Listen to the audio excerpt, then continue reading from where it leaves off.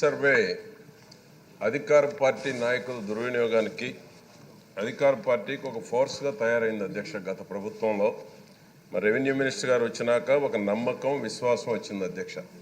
కూటమి ప్రభుత్వంలో చంద్రబాబు గారు తీసుకునేటువంటి నిర్ణయాల వలన గత ప్రభుత్వం చేతగాని తరం వలన అధ్యక్ష రీసర్వే ప్రక్రియ అంతా రైతులను కానీ ఒక సెంటు భూమి రాష్ట్రంలో ఉన్నటువంటి అందరినీ కూడా గందరగోళానికి గురి చేసింది అధ్యక్ష. ఇప్పుడే మినిస్టర్ గారు చెప్పినట్టు 6,688 గ్రామాల్లో రీసర్వే పూర్తి చేస్తే అధ్యక్ష రైతులు పెద్ద ఎత్తున ఆందోళనలో ఉన్నారు అధ్యక్ష.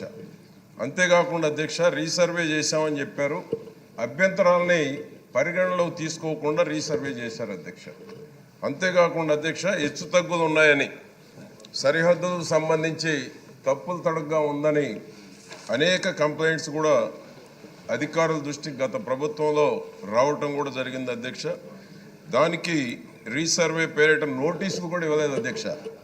ఎక్కడైనా ఒక భూమి రీసర్వే చేసేటప్పుడు 4 పక్కల హద్దుల్లో ఉన్నటువంటి రైతాంగానికి ఎవరైతే ఉన్నారో వాళ్ళకి నోటీసులు ఇచ్చి సర్వే చేయాలి అధ్యక్ష. అటువంటిది ఎక్కడ జరగలేదు అధ్యక్ష.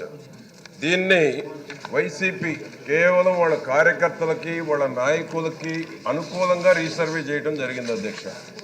అంతేకాకుండా అధ్యక్ష తగిన సమయం ఇవ్వాలి అధ్యక్ష. రీసర్వే చేసేటప్పుడు పరుగులు పెట్టించి రీసర్వే చేశారు. దానికి తోడు అధ్యక్ష 60 రోజుల సమయం ఇవ్వాల్సింది 20 రోజులకే కుదించడం కూడా జరిగింది అధ్యక్ష. దానికి తోడు 6,688 గ్రామాల్లో మా రెవెన్యూ మినిస్టర్ గారు వచ్చిన తర్వాత మళ్ళా వీటన్నిటి మీద ఎంక్వైరీ కోసం గ్రామ సభలు కూడా నిర్వహించడం జరిగింది అధ్యక్ష. దాంట్లో దాదాపు 1,80,000 పైగా అర్జీలు వచ్చినాయి అధ్యక్ష.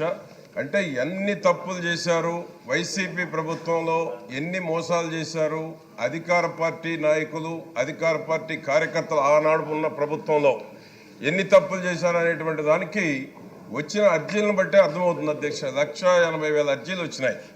దానికి తోడు అధ్యక్ష పైలట్ ప్రాజెక్టుగా తీసుకొని ఇప్పుడు మినిస్టర్ గారు వచ్చినాక చేస్తున్నారు అధ్యక్ష. చాలా నమ్మకం విశ్వాసంతో ఉన్నారు. దీన్ని సిస్టమేటిక్గా చేసి రీసర్వే మళ్ళా చేసి ఈ రాష్ట్రంలో ఉన్న ప్రతి ఒక్కరికి అధ్యక్ష ఎవరికైతే భూమి ఉన్నా, 1 సెంటు ఉన్నా, 1 ఎకరం ఉన్నా, దీంట్లో రాజకీయ ప్రాబల్యం లేకుండా అధికార పార్టీ కావచ్చు, ప్రతిపక్షం కావచ్చు, ఒత్తిళ్లు లేకుండా రికార్డ్స్ ప్రకారం నిష్పక్షపాతంగా చేయాలని మీ ద్వారా నేను మంత్రి గారిని కోరుతా ఉన్నాను అధ్యక్ష.